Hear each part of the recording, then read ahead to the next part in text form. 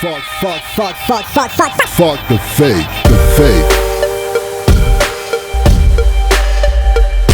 Salut à toi, ici c'est ton gars sur Tonton Gibbs aka Pretty Boy Floyd et bienvenue dans ce nouveau numéro de Real vs Fake. Alors oui, par rapport à la période de confinement, j'ai choisi de faire une vidéo un peu plus dans le divertissement plutôt que les sorties sneakers de la semaine. D'autant plus que je vous fais le top 10 du mois mercredi soir à 19h avec comme toujours le résultat de notre petit concours photo familial Instagram avec le hashtag Tonton Gibbs mars 2020 et vous pouvez tout de suite commencer avec le hashtag Tonton Gibbs avril 2020 bien entendu. Alors Real vs Fake, vous le savez, c'est tout simplement une vidéo où on compare une vraie paire à une contrefaçon. Fuck le fake, c'est le mot d'ordre de cette chaîne. Et tristement, c'est une vidéo qui fait parfois débat, en grande minorité bien heureusement. Et je vous répète que si vous voulez en débattre avec moi, ne le faites pas. C'est un débat qui m'intéresse pas en fait. Si tu kiffes vraiment la basket et tout l'univers qui l'entoure, tu n'en portes pas. C'est contradictoire. J'ai tout expliqué, le pourquoi du comment dans la vidéo qui est juste là à côté de moi. Et je vous la mets en description. Voilà, tout est expliqué. J'ai essayé de vous faire comprendre les choses, tout simplement. Alors je veux juste dire à cette minorité qui défend cette connerie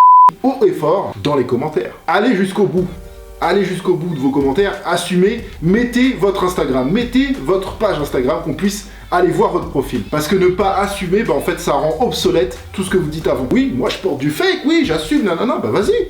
Partage ton Instagram, qu'on voie tous quelqu'un qui porte du fake. Tout ça pour dire que c'est facile de parler, de défendre une idée, mais si ça assume pas, ça va pas jusqu'au bout, ça sert à rien. Et malheureusement, j'ai dû piquer quelques personnes par rapport à mon discours dans la dernière émission, car j'ai un peu plus de dislikes sur ce genre de vidéo. Et je dis malheureusement pas par rapport aux dislikes, parce que les dislikes, en vrai je m'en fous, si t'aimes pas, tu mets un dislike, bon. Moi je vois pas trop l'intérêt, mais voilà, quand on dit quelque chose de pas intelligent, qu'on dit quelque chose de mal, de très négatif, là on peut mettre un dislike. Mais quand on a un discours qui se veut quand même positif, et qu'on met un dislike juste parce que ça nous a touché, ça nous a piqué, et je suis désolé, mais on appelle ça un hater. Et ces dislikes-là, malheureusement, même si c'est encore une fois une minorité, c'est très important à souligner, ça veut dire que malheureusement, il y en a quand même qui passent par là, par le chemin du fake. C'est pas très grave si t'as aucune prétention et que tu connais pas, et que voilà, c'est pas grave. Mais si tu te prétends quelque chose, là c'est grave. Et je trouve ça surtout dommage. La pire excuse, c'est j'ai pas d'argent pour une vraie. Alors de une, si t'achètes une Yeezy, une fausse Off-White Jordan 1, tout ça, nanana, déjà, c'est juste pour frimer. Et de deux, quand on n'a pas d'argent, je le répète, c'est très important, mais on peut très bien avoir du style avec une paire de Nike en solde, une paire de Reebok, une paire de Vans pas cher, et un cargo H&M, il n'y a aucun problème. Tout est une question d'attitude. Et croyez-moi, je sais ce que c'est que de pas avoir d'oseille. Bref, moi je juge pas, chacun est libre. J'essaye juste d'expliquer ce qu'est le vrai état d'esprit d'un collectionneur. Et donc aujourd'hui, on va legit check une paire de Air Jordan 1 et Travis Scott Cactus Jack. Oh mais je rappelle que je paye ces contrefaçons avec mon argent, que en aucun cas je me fais sponsoriser par une entreprise de contrefaçon. Ne me demandez pas l'adresse du site, je ne vous la donnerai pas. Et si je ne rentre pas dans les détails aussi bien au niveau du site, au niveau de la qualité des contrefaçons, c'est volontairement. Et pareil pour le legit check, je vous montre la base, mais il y a des moyens vraiment techniques et très rapides pour reconnaître une paire de contrefaçons. Par contre, si vous voulez copier une vraie paire de Travis Scott et Air Jordan 1, je vous mets des liens de revente en description. Quand je vous mets des liens de revente, c'est des sites sûrs. Ne me posez pas la question, tonton, est-ce que ça c'est sûr? Si je le mets, c'est que c'est sûr. Voilà. Après, il peut y avoir des problèmes de livraison, ça n'engage pas les sites. Voilà, ça engage les transporteurs. Legit checkons. Première chose quand on fait un legit check comme la dernière fois, ce qu'on regarde en premier, c'est la boîte. La boîte, c'est très très important. Rien qu'avec ça, on peut savoir tout de suite si une paire est vraie ou fausse. Et là, on voit tout de suite une différence. Je sais pas si vous avez remarqué, mais il y a une boîte qui est plus claire que l'autre. La boîte plus claire, c'est le fake. Donc là, on a déjà une différence sur la boîte. La qualité de cette boîte-là, elle est plutôt bonne quand même dans l'ensemble. Mais la couleur n'est pas bonne. C'est très très souvent sur ce modèle-là que les boîtes ne sont pas de la bonne couleur. Ensuite, ce qu'il faut regarder en deuxième temps, c'est l'étiquette devant. La vraie, la fausse. Déjà, ici, vous avez l'étiquette en dollars. Ça veut dire que c'est une étiquette, normalement, américaine. Donc, elle a été commercialisée aux États-Unis. Donc, nous, en Europe, la vente, la revente, etc., c'est principalement des paires qui sont vendues en Europe, donc qui n'ont pas ce côté-là ici. Donc déjà, ça met un doute. Ça veut pas dire que c'est une fausse, attention, mais ça met un doute. Nous, on est quand même censé plus avoir des étiquettes comme ça. Mais encore une fois, je répète, ça veut pas dire que c'est une... Ici, là, c'est arrondi, là, sur le côté de l'étiquette. Les coins sont légèrement arrondis. Et maintenant, ce que je sais, c'est que sur les vrais, quand il y a l'étiquette en dollars, c'est que ici, les coins sont pas arrondis, mais complètement carrés à 100%. Voilà, c'est pas arrondi comme ici. Je vois aussi la différence, c'est là, jordan.com. Sur le fake, il est gras, de mauvaise qualité. Là, il est plus net. Là aussi, il est en relief. Là aussi, il est en relief.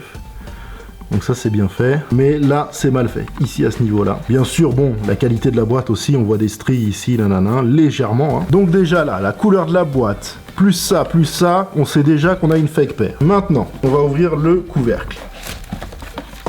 Ensuite, ce qu'on regarde, c'est le papier. Ça fait la différence. Il faut le toucher, le voir. Parfois, il y a une différence de couleur. Là, franchement, le rose est exactement pareil. Juste la matière. Celui-là, il est lisse ici sur le dessous. Et celui-là, il est un peu sec. Au niveau de l'épaisseur, franchement, il n'y a pas beaucoup de différence. Le faux est un peu plus fin. Et après, ce que je vois vraiment de grosses différences, c'est l'imprimé. Ici, franchement, qui est un peu dégueulasse. Ici, qui est de très bonne qualité. Donc, je vais vous rapprocher un peu.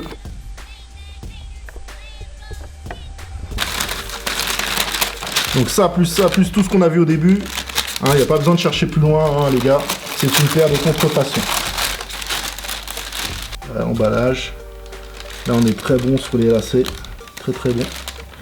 Mais on va voir tout ça plus en détail. Là, vous voyez qu'on a, à première vue, une contrefaçon visuellement qui est plutôt très ressemblante. Même si elle est très bien faite, il y a quand même des assez grosses différences que je vais essayer de vous montrer. Ce que je vois en premier, c'est le cuir devant là. Alors là, c'est la grosse différence sur cette paire. Le cuir là et là, mais alors la qualité, elle n'a rien à voir. Là, on est sur un vrai cuir texturé. Là, on est sur un cuir fatigué. Grosse différence entre le cuir là et le cuir là. Texturé. Là, mal texturé. Il est texturé aussi, mais il est mal texturé. C'est pas le même. Ensuite, autre grosse différence au même endroit, sur la toe box. Les petites perforations, aération sont très régulières. Sont les mêmes sur la gauche et la droite. Mais alors là, les perforations, mon gars, elles vont dans tous les sens. Les perforations sont légèrement plus grosses ici. Là, on voit bien que les perforations, comme le Legit qu'on avait fait chez StockX, il expliquait que les perforations sont faites sur le cuir à plat. Donc, percées vers le haut. Donc là, tous les trous sont bien droits, tous les mêmes. Tandis que là, c'est percé à même la chaussure. Donc, vous avez les trous qui sont pas réguliers. Est-ce que vous voyez la différence entre les trous ? Autre malfaçon, là, vous avez carrément l'écriture qui vient sur le dessus de la languette. Ça, c'est pas possible. Ça veut dire que l'étiquette a mal été cousue ici. Ensuite, même pour l'écriture, parce que c'est une étiquette brodée, là, vous avez un brodage plus vulgaire, plus gros sur la fake, un brodage plus clean sur la Legit, sur la vraie. Ici, la taille du serrage en plastique, qui là, donc sur la vraie fait cette taille là, et sur la fausse est trop court. C'est un détail important aussi. Les lacets, franchement, ils sont bons. C'est les bonnes couleurs, ils sont très bons, très bien faits, même bien enroulés. Les sachets, au toucher, c'est les mêmes. La taille, c'est les mêmes, c'est exactement les mêmes sachets. Le rembourrage, un peu plus épais, c'est tendu, il y a moins de fissures, de trucs, etc. Là, c'est un peu plus léger. Donc il est trop rembourré. Le swoosh. Alors le swoosh, sur la fausse, vous voyez, il y a un détail très important qui se voit pas beaucoup, mais quand on regarde bien, qui se voit bien et qui est important. Le swoosh, là, il est légèrement, sur la fausse, légèrement arrondi. Et là, sur la vraie et sur toutes les vraies, il est très pointu. Une pointe, là, c'est légèrement arrondi. Ensuite, si vous regardez bien ici, là, c'est trop fin. Là, c'est plus gros. On voit aussi, je sais pas si vous le voyez à la caméra, mais que le marron général de la paire est légèrement différent. Là, on est sur un marron chocolat, on va dire, et là, on est sur un marron légèrement gris. Il y a un peu plus d'épaisseur sur le suède que sur le suède de la fausse. Ensuite, on va voir le dessous. Alors là, je vais prendre deux paires en opposition. Ce sera plus simple. Regardez bien, il y en a un qui est beaucoup plus petit que l'autre. Ensuite, il y a un détail que je vous avais expliqué aussi dans la vidéo avec StockX, mais que je vais vous remontrer ici. Je vais aller chercher une allumette et je reviens. Le bout fait bien le milieu du logo Nike, ok, et regardez sur la fausse. Donc voilà, rien à voir. Rien à voir. On va enlever les allumettes. Regardez bien les petits motifs, voilà, qui font cette taille-là sur la vraie. Et regardez sur la fausse, les motifs, ils sont beaucoup plus petits. Je parle du fond. Ok. Bang.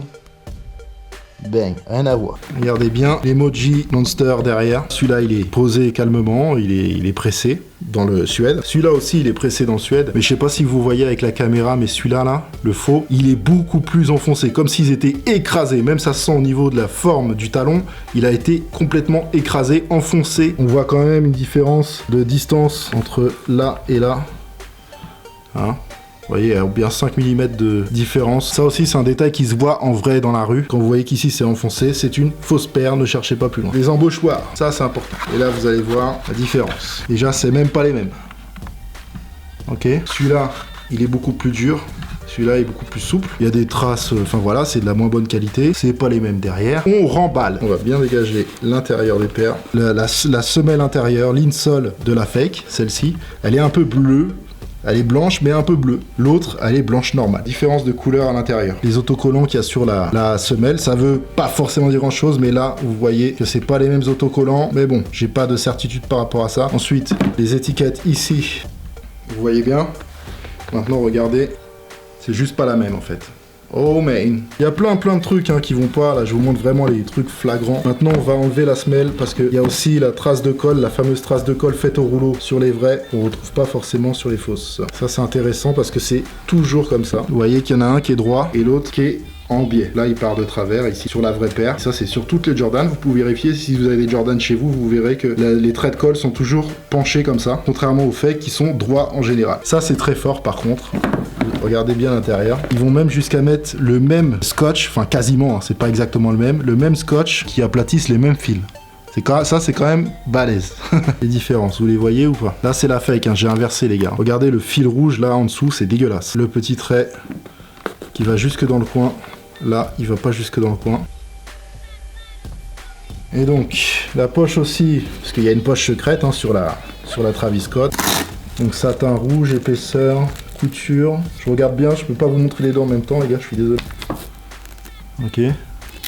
Franchement, là, c'est pas mal imité. Et aller chercher la différence ici, faut avoir envie de se prendre la tête quand même. Au niveau du toucher, satin, on est à peu près pareil. Franchement, c'est voilà, il n'y a pas trop de différence ici à l'intérieur. Là, elle part droit complètement. Ça monte et droit. Là, ça monte, c'est droit, mais ça longe un peu, ça suit un peu, c'est légèrement arrondi. Et en plus, c'est pas le même espace entre là et là. Et c'est encore pire sur l'autre, si j'arrive à vous montrer. Donc là, vous voyez, il y a bien 3-4 cm ici. Et là, ça s'arrête beaucoup plus tôt. Donc voilà. Et là, c'est légèrement arrondi aussi, alors que normalement, ça devrait aller jusque là, tout droit. Donc voilà, des malfaçons, encore une fois, le cuir aussi qui est mal fait. Plein de petits détails. Donc à première vue quand même, elle est très ressemblante. Mais je pense que si j'en voyais une dans la rue, j'arriverais quand même à voir que c'est une fake à l'œil nu. En regardant la couleur générale globale déjà. Ensuite la qualité du cuir, les perforations, etc. Je vais en mettre une gauche, une droite pour tester la qualité, le confort. On fit. Alors là, je vous mets pas la vraie et la fausse volontairement. Je vous laisse 5 secondes. Gauche ou droite? Real or fake? Et maintenant que je suis au-dessus, je vois encore une différence. Et là, je la regarde d'en haut. Donc là, sur la vraie, je vais vous montrer, mais on voit pas. Mais là, c'est bien arrondi. Ici, c'est tac et tac.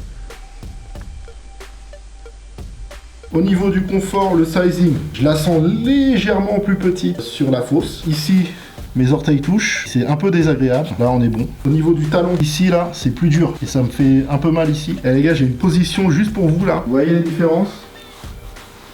Et là, pour tout vous dire, franchement, la fake est moins confortable. Voilà. Autant la Yeezy, la dernière fois, ça se valait.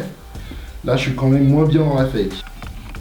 It's done, Phil! Comme d'habitude, si vous avez aimé cette vidéo, vous êtes cordialement invité à défourailler le pouce en l'air ici, juste en bas de la vidéo. L'abonnement à la chaîne est complètement gratuit et sans aucun danger physique. Donnez-moi votre avis dans les commentaires. Si vous voulez en débattre entre vous, et ben n'oubliez pas le respect. Adressez-vous aux gens comme dans la vraie vie avec politesse. L'agressivité attire l'agressivité et je ne fais pas exception à la règle. Donc respectez-vous s'il vous plaît. Ici c'est une chaîne cool, on se prend pas la tête, que de la positivité, une communauté positive. Et bien sûr retrouvez-moi sur les réseaux, surtout sur Instagram car c'est là que tout se passe et en plus vous voyez beaucoup de choses que vous ne voyez pas sur cette chaîne. Concours, promos, etc. Et c'est souvent en story. N'oubliez pas, je vous donne rendez-vous mercredi soir à 19h pour le top 10 du mois et le résultat de notre petit concours photo familial Instagram. Joli rinçage rétinien en perspective et changement d'idée. Faites attention à vous, restez chez vous. Voilà, c'est vraiment important, c'est vraiment chiant aussi d'entendre ça tout le temps, mais c'est important. Qu'on tienne jusqu'au bout, tous ensemble. À mercredi la famille. Oh man!